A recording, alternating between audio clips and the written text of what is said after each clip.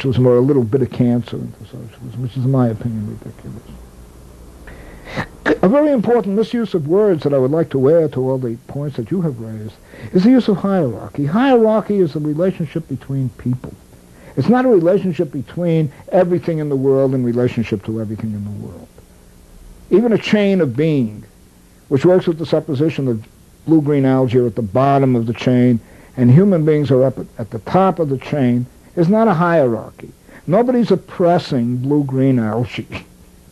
Nobody is dominating blue-green algae. If you were doing it, and I can't think of how you would do it unless it meant exterminating it, then blue-green algae wouldn't know it, and would be an entirely, not an intersubjective relationship between two subjects, it would be a totally self-generated notion of domination. I don't believe you can dominate nature any more than I believe you can dominate a file cabinet or a chair or my shirt. It's an absurd word. There is an ideology of dominating nature without ever defining out what nature is. I made my definition very clear that what the nature they usually talk about is the evolution of organic life. That's what they usually mean by nature. And there is also a second nature in society. We can, however, have hierarchies among people. We can exploit people. We can't oppress nature, and we have to emancipate nature. What does it mean for many people to talk about the emancipation of nature or the re-enchantment of nature? I would find this a very uninteresting planet where I will all alone here without people. I have been to every national forest, every national park that one can think of in the United States. The supposition that I get my ecology out of a library is a canard, a deliberate canard that is cultivated by deep ecologists and by the people associated with David Foreman and Edward Abbey. Before they were born, I was in many of the national forests that they celebrate, or national parks that they celebrate, all wilderness areas, even in the Black Forest, which I'm sure many of them never were, out in Germany. Beside the point.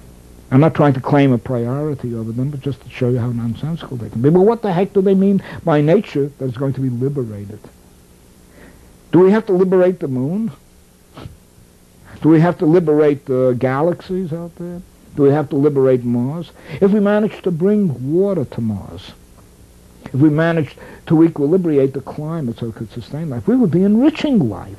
We would be fostering evolution. But then we would be doing it synthetically. We would be oppressing Mars because we do it synthetically, because we use chemistry and physics and biology. Was that a form of domination? The same thing, there's a whole language that is now developed that is entirely humanly made and deals with the relationships between human beings. We can destroy diversity, and so can an ice age, if you forgive me. And one did, or four of them did, at least four, over the past 1,000,000 years. That's another question. And a great deal of diversity was destroyed with these ice ages. So I resist this misuse of language, this attempt to use social terms, again, deflecting, denuding their meaning, emptying out their meaning. If there's any language problem that I'm confronted with, it is not with this deconstructing Hamlet under the tutorship of Jacques Derrida.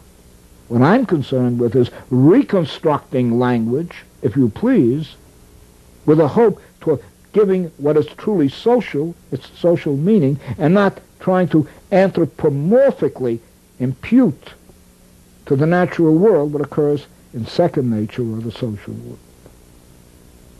So my concern over words is very great right now.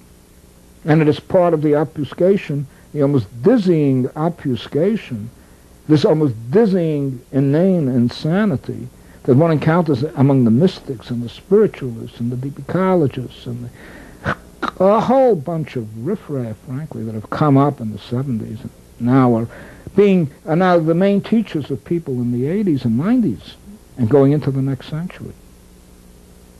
It concerns me immensely that people are now words are being denatured of their real meaning and instead are being flattened out. And so you have all kinds of idiotic titles. The re-enchantment of the cosmos.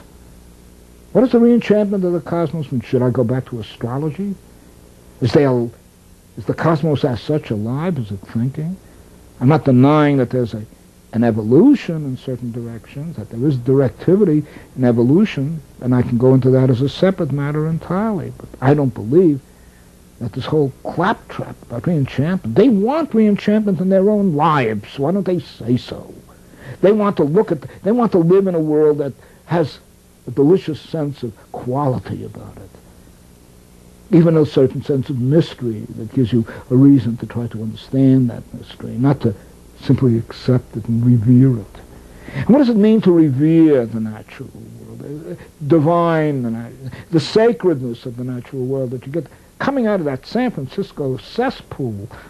I hate to put it that way because there are many people in San Francisco I do like. And generally that California cesspool. My son lives in California. I don't want to attack individuals, but it's a cesspool of mysticism. And it's been doing that for ages.